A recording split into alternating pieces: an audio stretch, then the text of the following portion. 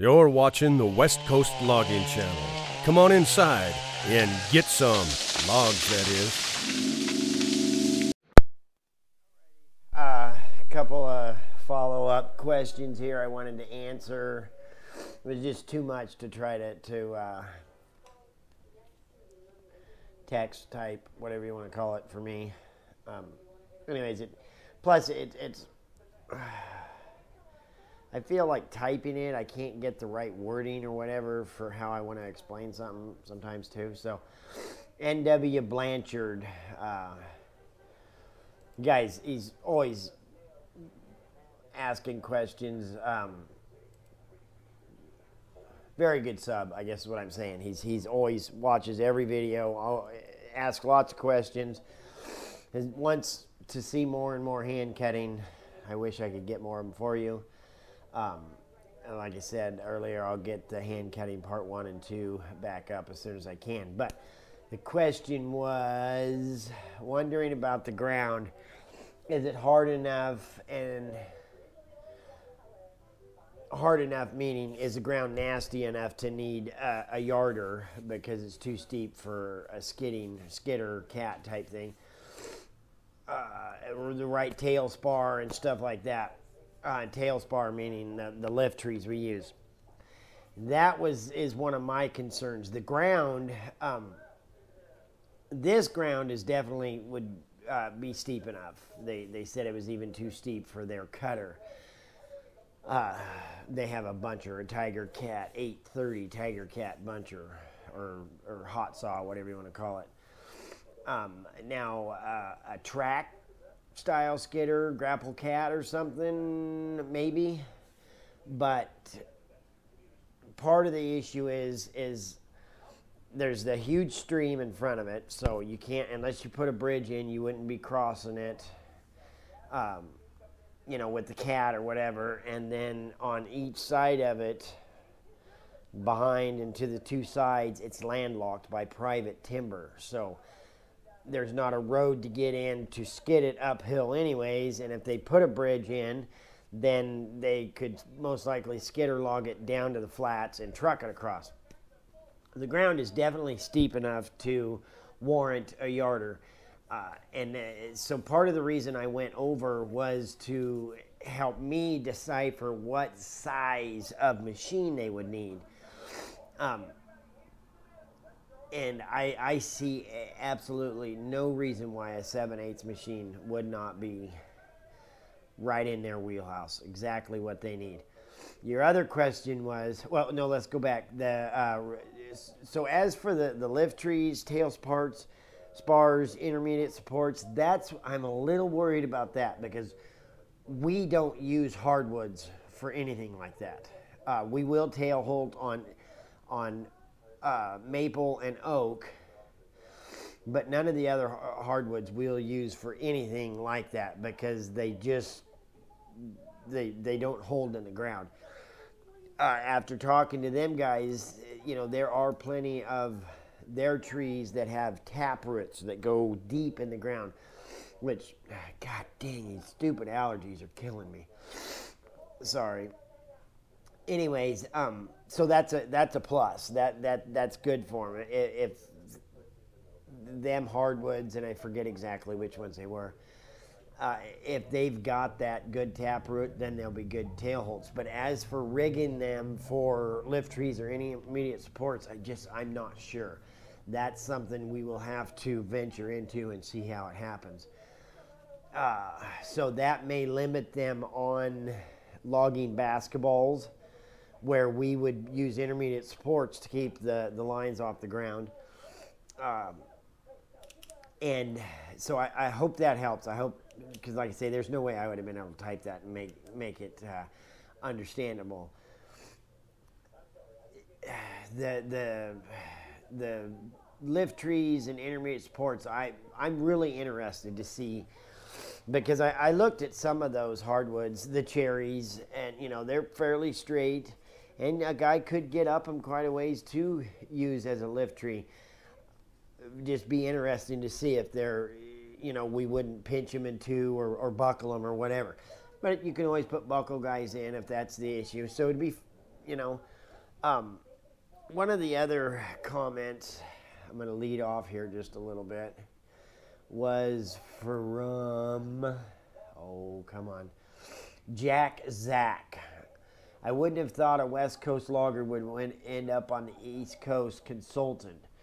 Well, I didn't think the East Coast had big enough wood or tough enough terrain to interest a rugged West Coast daredevil.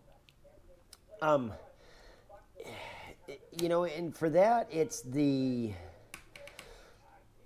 my passion for yarder logging. And if I can help somebody out, whether it's across the street or across the United States, learn more about yarder logging, the benefits of it and whatnot, I absolutely want to be a part of that, because I do, good Lord, it's warm in this apartment tonight.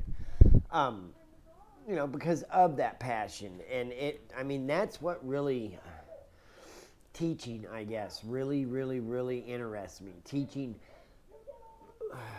that, you know, logging, yarder logging, whatnot.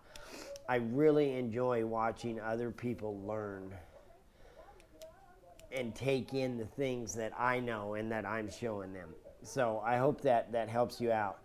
And then the other question was,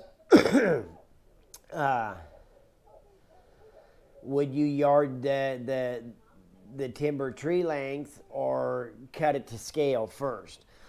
And that's, there we go again, is part of the reason why I wanted to go over and look at it, because yarding tree length or bucked wood is night and day. Now, with the way that they buck their wood for scale and whatnot, I don't want to say, there's more to it than there would be to just take a Doug fir, lay it out across the hillside and run out and buck a 26, a 32, a 36, whatever. A foot off can really make the difference between, you know, $100 or $500 on their wood. So we come to the conclusion that yarding at tree length, so that the person that is processing the wood, whether it be with a processor or by hand, has more time to get the best log out of that tree, is the way to go. So that is what brought me to the conclusion that they needed a 7/8 machine, so that they could bring 2 or 3, 4 tree lengths at a time, you know, across the hillside. Now, if they could just buck it up into their, and I think their longest log is 16 feet. God,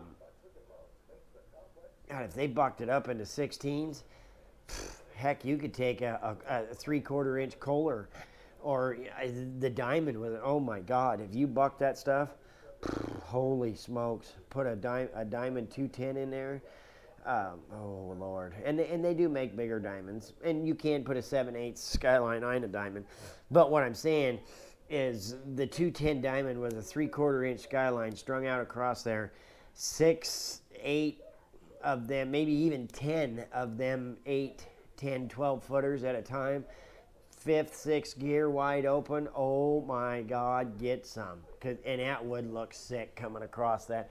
You know, there'd be pretty good lift across that little creek, and holy crap, would that look cool to see 8 or 10 of them bucked little shorties just screaming out across there. And even with the haulback on the diamond or the 6140, 6150, oh boy, and it's going to be interesting. So I hope I answered your questions.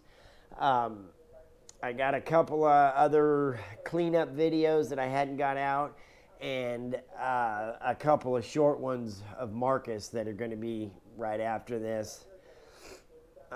So I hope you guys enjoy it, and stay safe, friends. Oop. All right, we got us an unboxing here, and I didn't get Twitter-pated and open it up first. I know what's in here, but we'll need to be very careful. Maybe not. Maybe we need to just tear into it. Anyways, it's from the Fritzwater clan. We'll be careful sticking that knife in there. There is...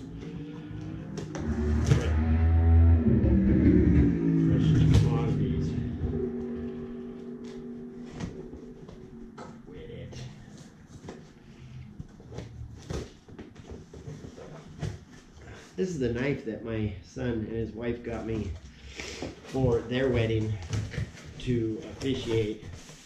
And I went and opened it upside down. So, ha ha ha ha.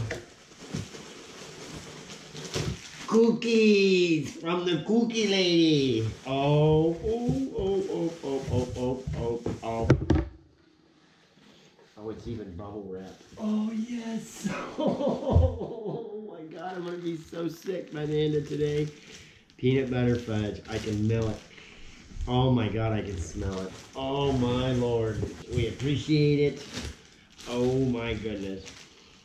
I can smell it. Mama, you want some fudge?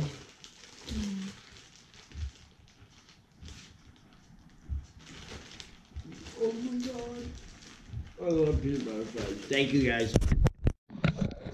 I just wanted to show you guys real quick here. They brought us some real Swiss chocolate all the way over with them. So we're going to try this out real quick. All right, so we got Marco here. He's in from Switzerland. Super neat guy. Actually, I'm learning a lot about logging over there. But he's going to teach us how to say get some in, what did you say, German, Swedish? Swiss German. Swiss German, so. Howina. Howina. It works. Right on. Stay safe, friends.